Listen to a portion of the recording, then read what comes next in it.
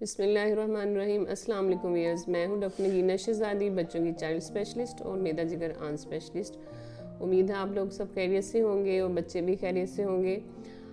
मैं पहले अपनी वीडियो अपलोड कर चुकी हूं बच्चों की मैदे के मसाइल पे और गैस्ट्राइटिस पे, मैदे के अल्सर पे कि गैस्ट्राइटिस क्या है। तो ये बच्चों में जो मैदे की अगर सोजिश हो जाए या मैदे में कोई ज़ख़म हो जाए तो हम उसको मेडिकल टर्म में गैस्ट्राइटिस बोलते हैं। तो इसकी मैंने अलामात आपसे पहले शेयर की थी। आज हम बात करेंगे कि इसकी तशख़ीस कैसे की जाती है। तो कोई भी पेट की दर्द या उल्टी का होना या सीने पे जलन होना, पेट में गैस का होना, कब्ज़ हो जाना या बहुत ज़्यादा मोशन लगना, तो ये डिपेंड करता है कि हर पेट की बहुत सी बीमारियों की जो अलामात हैं वो एक दूसरे से मिलती जुलती हैं।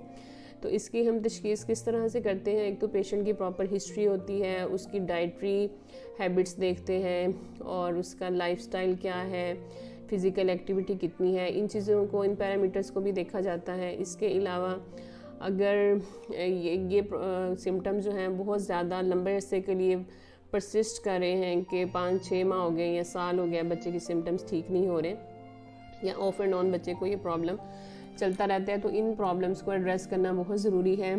तो इसके लिए कुछ ब्लड के टेस्ट कराए जाते हैं जिसमें हेलिकोबैक्टर पाइलोराई जो है उसकी एंटीबॉडीज़ करा लेते हैं। स्टूल में भी एच पाइलोराई एंटीजन करवाया जा सकता है। इसके अलावा यूरिया ब्रेथ टेस्ट हैं, लेकिन पाकिस्तान में वो बहुत लिमिटेड से सेंटर्स हैं जहाँ पे इसकी फैसिलिटी अवेलेबल है।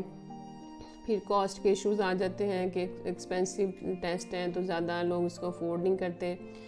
तो जो अल्टीमेट डायग्नोस्टिक है वो फिर एंडोस्कोपी है या कैमरे का मुआयना है, जिसमें हम खुराक की नाली को, मैदे को, छोटी आंत के पार्ट को देखते हैं, उसकी बायोप्सीज़ ले लेते हैं। कोई अल्सर या ज़ख़म हो वो ऑब्वियसली उस पर नज़र आ जाता है। फिर हम उसकी बायोप्सी लेके तो उसकी फिर हिस्टोपैथोलॉजी कराई जाती है, तो उस पर एच पाइलोराई ऑर्गेनिजम्स का भी पता चल जाता है। अगर गैस्ट्राइटिस है, किसी और वजह से, ड्रग्स हैं कुछ ख़ास तौर पे जिस तरह डाइक्लोफेनिक सोडियम है या ये पोन्स्टान वाला जो सॉल्ट है, मेफेनेमिक एसिड, आइबोप्रोफेन है, ये सारी वो ड्रग्स हैं जो कि non steroidal anti inflammatory drugs जो कि डायरेक्टली स्टमक या एपिथेलियम को डिस्ट्रॉय करते हैं। अगर इनका एक्सेसिव यूज़ हो तो ये गैस्ट्राइटिस करने में बहुत किरदार है इनका, तो इन ड्रग्स को अवॉइड करना चाहिए।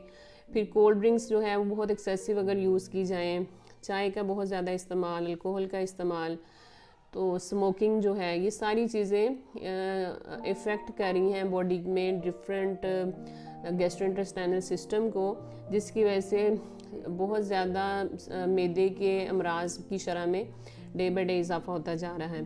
तो इसका ट्रीटमेंट क्या है? ट्रीटमेंट बिल्कुल पॉसिबल है और इसकी जो फर्दर डिटेल्स हैं वो मैं आपको इंशाल्लाह अपनी नेक्स्ट वीडियो में शेयर करूँगी। तो अपना बहुत सा ख्याल रखिएगा। Thank you so much for watching. Dr. Nagina is signing off. Allah Hafiz.